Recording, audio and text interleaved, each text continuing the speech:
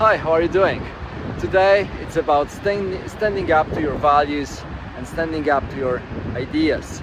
And I'd like to start by quoting Tony Robbins, which is one of my gurus, and he says, if you are successful and you do not feel fulfilled, then this is the ultimate failure.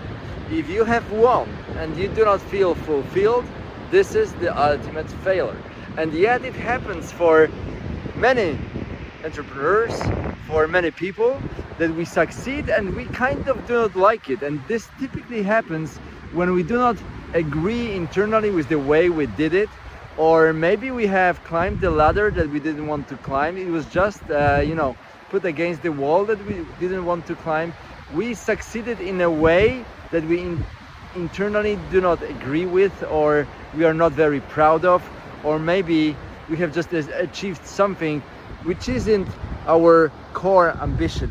Maybe it was somebody else's dream, or somebody else's life, or somebody else's idea, and we kind of followed this because it was okay to follow it, and we were expected to follow this or realize somebody else's dreams, but it wasn't your dreams. And then you succeed, you win, and you do not feel fulfilled. It's so important to stay true to your ideas, to your values, to what you wanted to achieve. And I often, when we go through this clarity session at the beginning of my coaching cooperation with clients, we often try to understand what they truly want to achieve for themselves, what is their vision for themselves, what is their success for themselves. And quite often they start with a kind of polite definition of success, or the definition that was imposed by their parents or friends or people around them.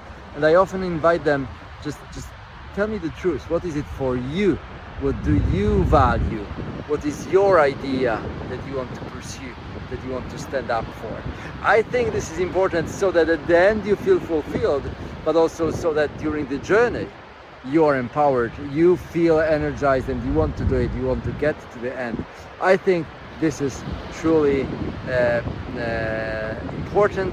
Well, I was looking for a better word. It's like a breakthrough. If you go through this exercise and you find what truly drives you and what do you truly stand for, up for, then you have the power to change the world and to achieve great things. So I strongly encourage you to do this. I have so many cases of clients who are discussing with me, there is a side project and we are kind of interested to develop this, and I was asking, is this really going in the direction that you'd like to develop your business, yourself, your life?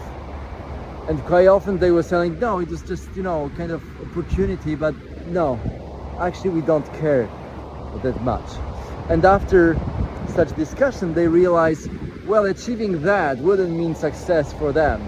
So maybe it's a kind of nice idea, but it can be more of a disruption towards where they want to get. So I think it's important to stay true to yourself.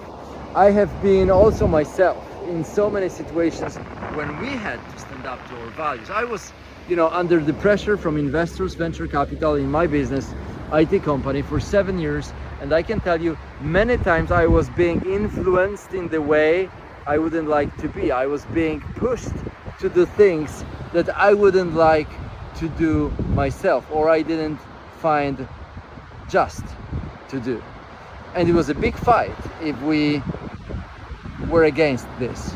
But I can tell you, among many portfolio companies with this venture fund, we have returned the great benefit to guaranteed the huge return on money for the investors.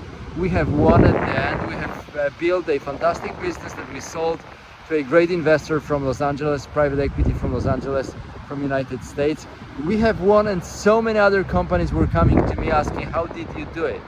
How did you survive? And I think what was really important is that we stood up to our values. We protected our values, and if something was suggested against our values or how we saw managing the business, building the business, relationship with people, relationship with clients, if this was against